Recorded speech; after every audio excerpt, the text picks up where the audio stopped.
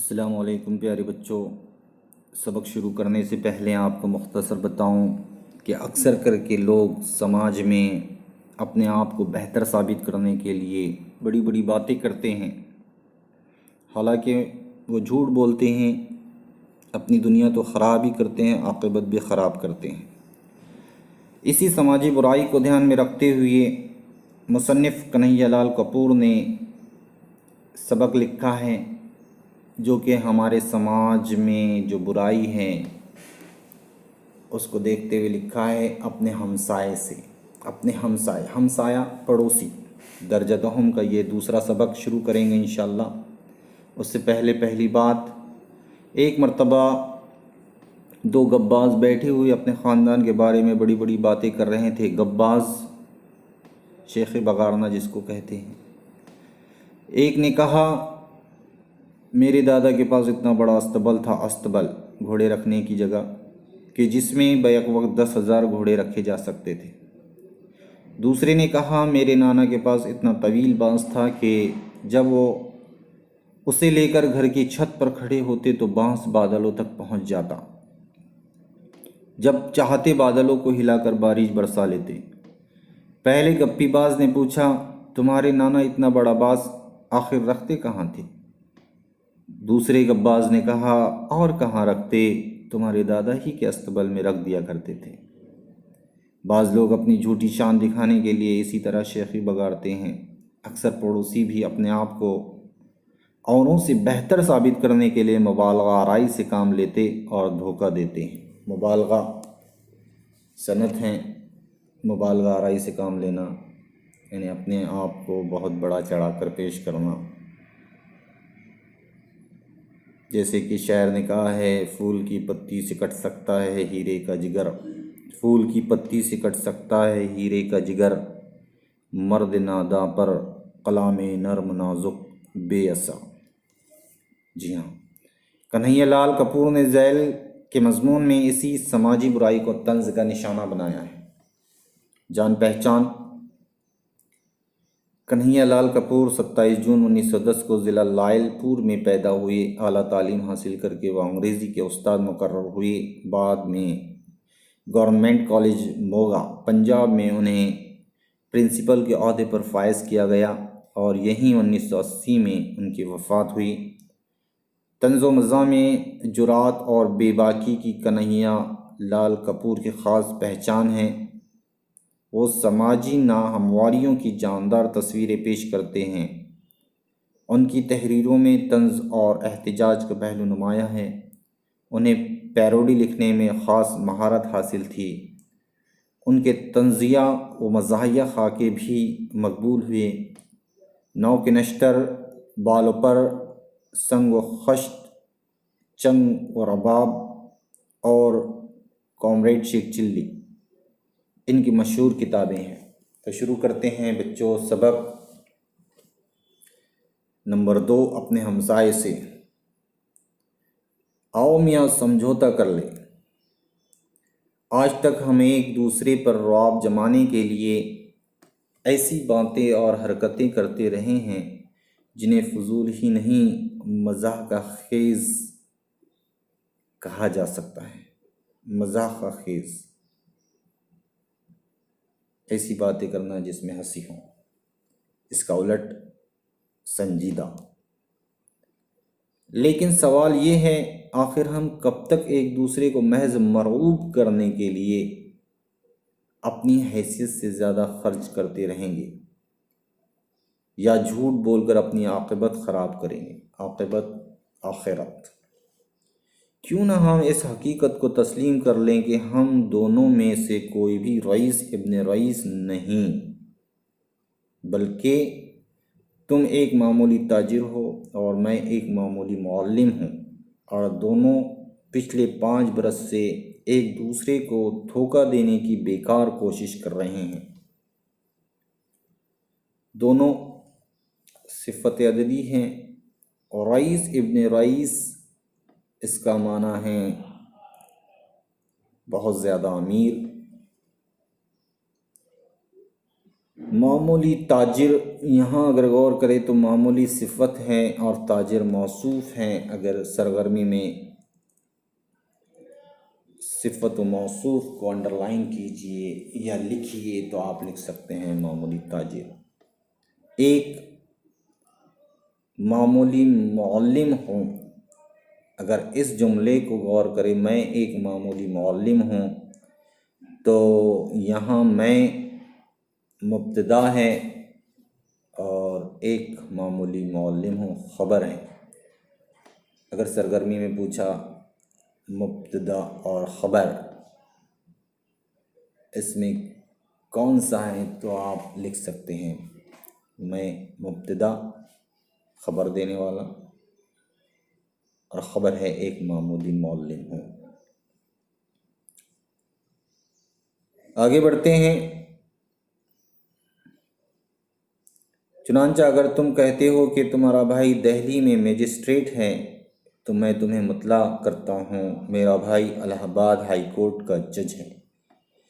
یہاں پیارے بچوں دہلی، الہ آباد اس میں خاص ہیں، شہروں کے نام ہیں۔ تمہارا اس میں ضمیر ہے، تم اس میں ضمیر ہے، مجسٹریٹ کا معنی ہے جج کے۔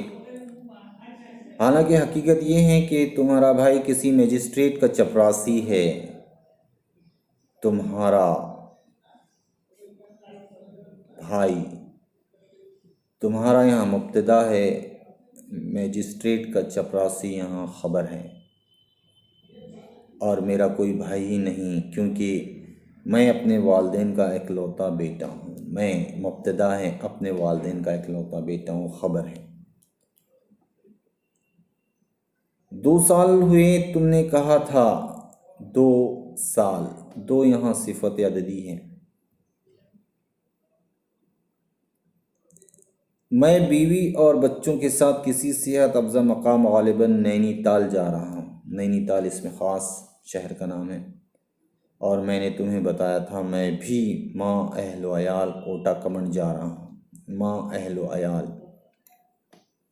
ماں یعنی ساتھ، اہل و عیال خاندان، جسے کہ انگریزی میں لکھتے ہیں وتھ فیملی۔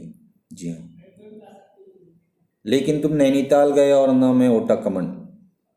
تم نے وہاں نہ جانے کا یہ بہانہ ڈھونڈا کہ یک لخت تمہاری بیوی کی طبیعت خراب ہو گئی اور ڈاکٹر نے اسے گھر پر مکمل آرام کرنے کے لیے کہا ہے۔ یک لخت، اچانک۔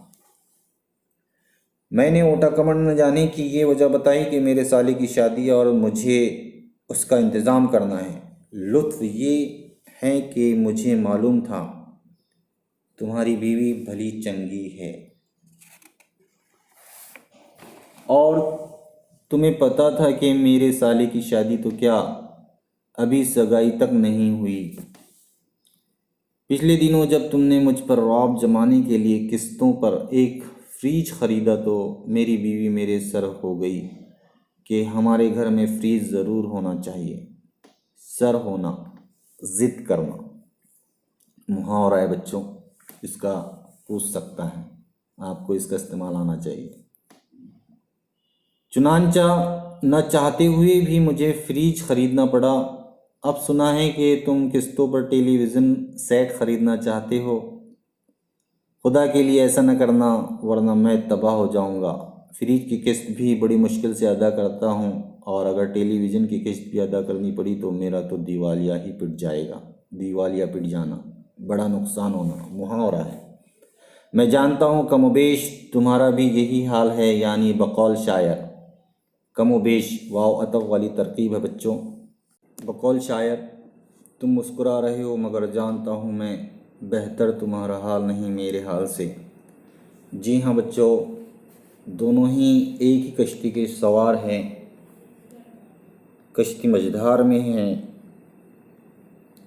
ڈوبنے کو تیار ہے، دونوں ہی پریشان ہیں، لیکن چہرے پر مسکراہٹ ہے۔ یہاں شاعر کا بتانے کا مقصد یہ ہے کہ دونوں ہی پریشان ہیں، بظاہر ایسا ظاہر کر رہے ہیں کہ دونوں خوش ہیں، دونوں کی حال ہی غمگین ہیں۔ آگے بڑھتے ہیں۔ یہ دوسری بات ہے کہ تم کھلے بندوں کبھی اس بات کا اعتراف نہیں کرو گے کہ ہم دونوں ایک ہی ناؤ میں سوار ہیں۔ کھلے بندوں سب کے سامنے اعتراف کرنا ماننا اس کا الٹ اختلاف ہے۔ ایک ہی ناؤ میں سوار ہونا یعنی ایک جیسے مسئلے کا شکار ہونا محاورہ ہے، اس کا استعمال پوچھ سکتا ہے۔ آگے بڑھتے ہیں، کبھی کبھی تم میرا قافیہ تنگ کرنے کی خاطر اپنے بیوی کے لیے قیمتی ساڑی یا زیور لے آتے ہو۔ قافیہ تنگ کرنا، پریشان کرنا، اسے پہن کر جب تمہاری بیوی شیخی بگاڑتی ہیں، بڑی بڑی باتیں کرتی ہیں، شیخی بگاڑنا، یہ ساڑی 500 میں آئی ہے، یہ زیور 2000 روپے کا ہے، تو میری بیوی کے سینے پر سانپ لوٹنے لگتے ہیں اور وہ اسی دن سے فرمائش کرنے لگتی ہے کہ اس سے قیمتی ساڑی یا زیور لائیے، نہیں تو مجھے کھانا ہضم نہیں ہوگا اور نہ ہی نیند آئے گی۔ یہاں 500 2000 صفت عددی ہیں۔ سینے پر سانپ لوٹنا، حسد کے مارے بے چین ہونا محاورہ ہے۔ گزشتہ اتوار کو تمہاری بیوی نے اپنے بچے کے جنم دن پر 25 عورتوں کو مدعو کیا۔ اب میری بیوی کا تقاضا ہے کہ 2 ہفتوں کے بعد جب میں اپنے بچے کا جنم دن مناؤں گی تو کم از کم 50 عورتوں کو دعوت دوں گی، ورنہ ہمسائی کی نظر پہ گر جاؤں گی۔ یہاں بچوں 25، 2 ہفتے، 50 صفت عددی ہیں۔ ہمسائی پڑوسن، ہر بات میں ایک دوسرے کو نیچا دکھانے کی تمنا یہ رنگ لائی ہے کہ اب ہم بیماریوں کے معاملے میں بھی ہم ایک دوسرے سے بازی لے جانے کی کوشش کرنے لگتے ہیں۔ نیچا دکھانا محاورہ ہے، اس کا معنی ہے بے عزت کرنا۔ چنانچہ میری بیوی کہتی ہے کل رات منّے کو 104 ڈگری بخار تھا، بیچارہ ساری رات ہائے ہائے کرتا رہا۔ تو تمہاری بیوی نے فوراً منہ بنا کر جواب دیتی ہے 104 ڈگری بخار بھی کوئی بخار ہوتا ہے؟ 3 دن ہوئے ہماری بڑی منی بیمار پڑ گئی، تھرمامیٹر لگایا تو معلوم ہوا 106 ڈگری بخار ہے۔ وہ 6 گھنٹے بے ہوش پڑی رہی لیکن میں ذرا بھی نہیں گھبرائی۔ ڈاکٹر تک کو فون نہیں کیا، سوچا بخار ہی تو ہے، خود بخود اتر جائے گا۔ ایک دن تمہاری بیوی اور میری بیوی اس موضوع پر بحث کر رہی تھی کہ سوتے وقت تم زیادہ زور سے خراٹے لیتے ہو یا میں۔ تمہاری بیوی کہہ رہی تھی وہ جب خراٹے لیتے ہیں تو ان کے خراٹوں کی آواز 1 فرلانگ سے سنی جا سکتی ہے۔ میری بیوی اسے بتا رہی تھی ہمارے صاحب جب خراٹے لیتے ہیں تو ان کے خراٹوں کی آواز سول ہسپتال میں سنائی دیتی ہے۔ کئی بار ڈاکٹر ہمارے گھر یہ پوچھنے کے لیے آتے ہیں کہ خیریت تو ہے۔ ہماری بیویوں کی دیکھا دیکھی ہمارے بچے بھی لاؤ-زنی کی عادت کا شکار ہو گئے ہیں۔ لاؤ-زنی کرنا، ڈینگے مارنا۔ اگر تمہارا بچہ کہتا ہے مجھے ہر روز 2 روپے جیب خرچ کے لیے ملتے ہیں تو میرا بچہ اس کا مذاق اڑاتے ہوئے جواب دیتا ہے صرف 2 روپے؟ ہمیں تو ہر روز 5 روپے ملتے ہیں۔ اگر تمہارا بڑا لڑکا کہتا ہے میرے باپ نے ایک دفعہ مٹی کا تیل بلیک مارکیٹ میں فروخت کر کے 7000 روپے کمائے تھے تو میرا لڑکا اس سے بازی لے جانے کی نیت سے اسے بتاتا ہے میرے ڈیڈی نے ایک مرتبہ اسکول کے فنڈ سے 10,000 روپے اڑا لیے تھے۔ صورتحال اتنی نازک ہو گئی ہے کہ ڈر لگتا ہے کہ کسی دن ہم دونوں اپنے بچوں یا بیویوں کے بیانات کی بنا پر گرفتار نہ کر لیے جائیں۔ اس لیے آؤ آج سے سمجھوتا کر لیں کہ آئندہ نہ ہم اور نہ ہماری بیویاں اور نہ بچے ایک دوسرے پر رعب ڈالنے کی کوشش کریں گے، بلکہ بڑی شرافت کے ساتھ تسلیم کر لیں گے کہ ہم دونوں معمولی حیثیت کے آدمی ہیں، اور اگر ہم یہ سمجھتے ہیں کہ ہم رئیس ہیں تو ایک دوسرے کو نہیں صرف اپنے آپ کو دھوکہ دے رہے ہیں۔ جی ہاں بچوں، یہاں صورتحال زیر اضافت والی ترکیب ہیں۔ تو ہم نے یہاں دیکھا صرف 2 روپیے۔ اگر اس جملے پر غور کریں تو یہ تعجبیہ جملہ ہے، استجابیہ۔ اگر پوچھیں تو یہاں اس کو انڈر لائن کر سکتے ہیں۔ یہاں ہمارا یہ سبق ختم ہوتا ہے، اور اس سبق میں جو سرگرمیاں آئی ہیں، معنی و اشارات ہیں، مشقی سرگرمیاں ہیں، اسے آپ سمجھیں، انشاءاللہ آپ کو سمجھ میں آئے گا۔ اس سبق کو یہاں ختم کرتے ہیں، اور آگے جو آپ کے سامنے آپ کے اسکرین پر آ رہے ہیں، ان سرگرمیوں کو آپ غور سے دیکھیں، انہیں یاد کریں، پڑھائی کریں۔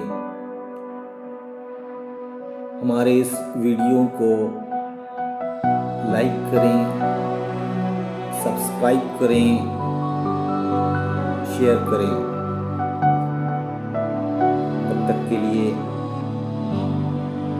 آپ سے اجازت چاہوں گا۔ اللہ حافظ۔